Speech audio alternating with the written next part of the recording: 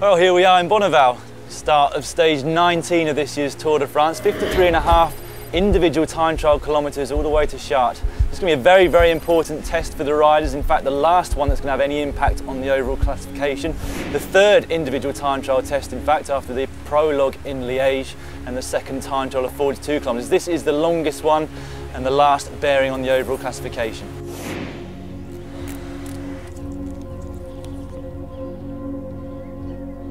This year could be everything still to play for, both in the yellow jersey competition and the white jersey competition.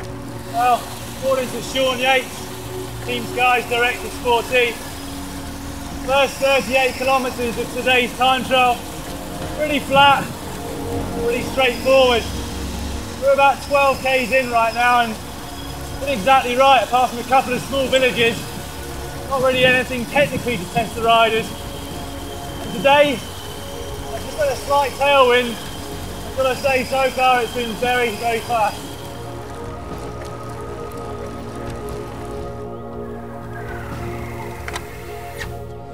Well, if we think back to last year's 2011 Tour de France, it was the penultimate stage, the last individual time trial of the race, which saw that last fight for the yellow jersey, Evans overcoming his deficit to Andy Schleck, going into that yellow jersey and taking it all the way to the Champs-Elysees.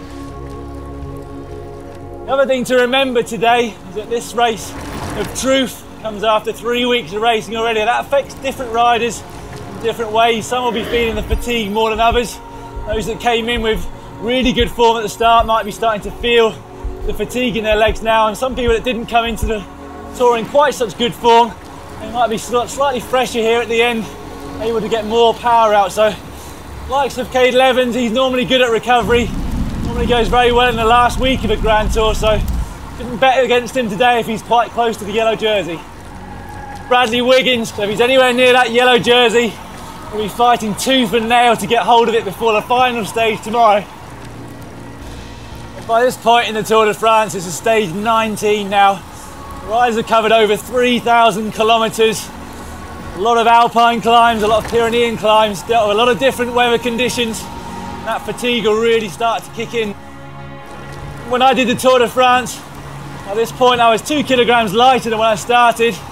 It's by eating pretty much constantly all day on the bike as soon as I got off the bike. So it just goes to show you how many calories these guys are burning every day.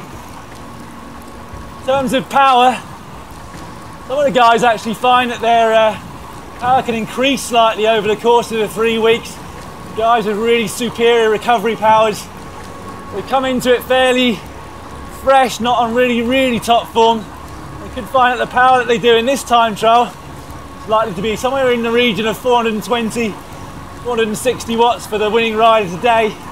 Could be slightly more than that first long individual test just a couple of weeks ago.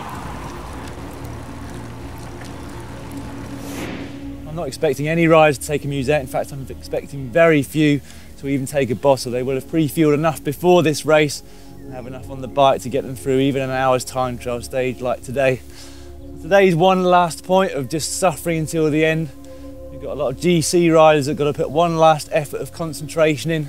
The same goes for those that can win the stage. Well, I've often been asked how on earth you get through a 3-week Grand Tour, both mentally as well as physically, and it's all about breaking it down into sections. Of course, the ultimate goal is to cross the finish line at the end of 3 weeks, having achieved something special along the way.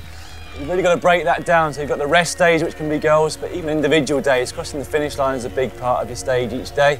And even within the stage, especially on the mountain days, you can take the king of the mountains, and they can be little mini finishing lines in your head as well. So there's a lot of suffering involved over the course of the 3 weeks, obviously. But if you can break it down into little sections of suffering, it does help you get through it a little bit easier. Look at the specialist climbers, they can expect to lose around about 3 seconds per kilometre to the likes of Evans and Wiggins on a stage like today. So over a distance like this, that's up to 3 minutes. We have now arrived in the Finnish town of Chartres. This is the last 200-metre drag up before a final sprint up here towards the finish line. The sport of cycling has become increasingly international over the last decade or so. Evans became the first Australian winner of the Tour de France this time last year, and just a couple of months ago, rider Hejsdal became the first Canadian rider to win the Giro. I bet there's going to be a lot of British fans on the side of the road for today's stage.